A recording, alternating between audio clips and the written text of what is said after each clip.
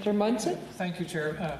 Thank you, Chair, very much. And the Minister of Finance, back in terms of collegiality, back in 1972 to 74, Parliament worked kind of well in those days. I actually covered that a long time ago, and good social benefits happened at that time because of common sense.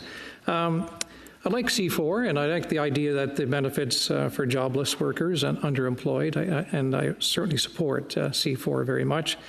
And I like the tone of the speech from the throne. This question is to Minister Qualtrough. I still worry about those who can't find work, ever, or not much work. And those are people with autism and with intellectual disabilities. Their rates are 70 to 80%, can't find a job. Now, Minister Qualtrough, you know that the CASDA Summit is coming up next week. And you have talked about in the speech from the throne the disability benefit, disability inclusion plan. They're all there. And part of that, to me, is a national autism strategy. I only have about 10 months left in this place, if you count every day. And I don't want to leave. I like it so much. But I need to know, Minister, is a national autism strategy still on the table with you and the Health Minister, Minister Hadju? Honourable Senator, I can assure you 100% it still is. Absolutely. I don't know how much more elaboration you want, but I'm happy to have coffee and explain to you our thinking on the strategy.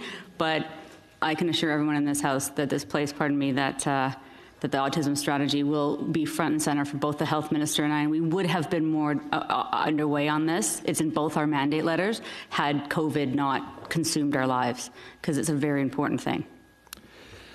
That's the best news I've heard today. It's nice to smile and to hear good news and to hear commitment and to move on with it. This question was asked by another senator before, but I need to get total clarification of part of the disability inclusion plan.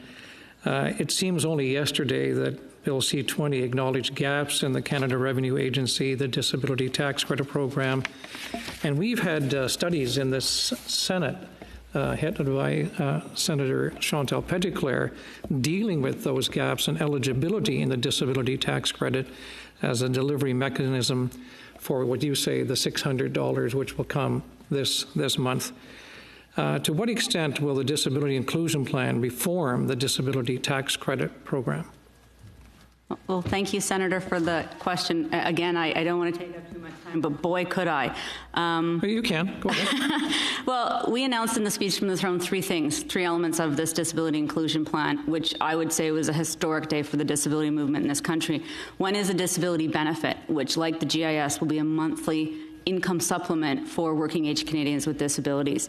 The second one is a national employment strategy for Canadians with disabilities, recognizing that it's the largest barrier to inclusion faced, and it's the #1 ground for discrimination complaint with the Canadian Human Rights Commission. The third, although somewhat geeky and technical, is a complete overhaul of how the Government of Canada does its eligibility for disability-related programs and services. This means taking eligibility out of the tax system. This means a modern, functional understanding of disability. It is long overdue, and it will be a lot of work, but it will change the way the government looks at our citizens with disabilities 110%.